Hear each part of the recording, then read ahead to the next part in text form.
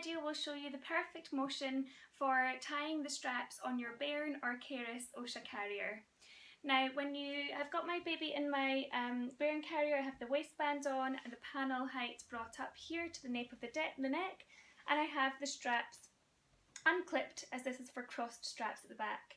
I'm putting one over the shoulder here, switching my hand to hold under baby, and the motion that I'm going to do with this hand is I'm going to bring down and then across and clip into place at the side. And I'm going to do that with the other side as well, and that will make sure that you have the perfect fit at the top. So up at the top, take this hand, you're pulling down, directly down, then across. And clipping in at the side before tightening.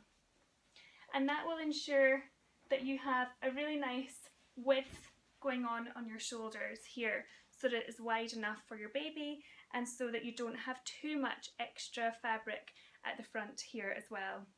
Now if you're petite and you're carrying, then we would recommend that you actually bring it nearly off the shoulder. You're going down and across, clipping in, tightening at the buckle here.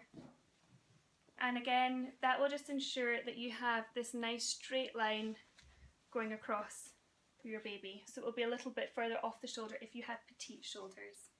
So I hope that's helpful for getting the right fit on any of your Oscha carriers. If you'd like to see the full videos, you can find those on our YouTube playlists. Thank you, bye bye.